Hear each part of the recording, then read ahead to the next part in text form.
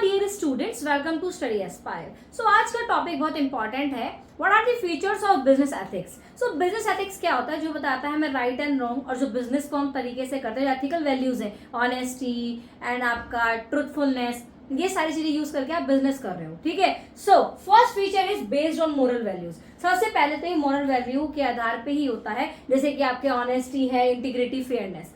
Second is universal in nature. ऐसा नहीं है खाली सिर्फ ये एक ही टाइप के बिजनेस पे अप्लाई होगा, ये सब बिजनेसेस में यूज हो सकता है। Third is dynamic. देखो, ethical standard change with time and society. देखो, जो हमारा इन्वायरमेंट है वो अनप्रिडिक्टेबल है, चेंजेबल है, तो जैसे जैसे चीजें चेंज होती है उसमें आपको चेंजेस लाने पड़ते हैं। Long term perspective, yes, long term अगर हम देखें, अगर आप कोई बिजनेस एथिक्स के साथ काम कर रहा है, कोई भी इंटरप्राइजेस बिजनेस एथिक्स और रिस्पॉन्सिबिलिटी संभाल के बिल्कुल काम कर रहा है, तो भाई उसकी गुडविल बनेगी, इमेज बनेगी, ठीक है, कस्टमर की लॉयल्टी उनके पास आएगी।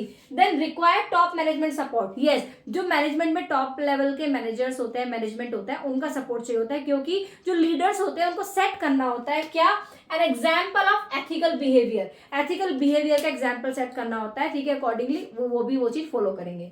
Six is balance profit with responsibility.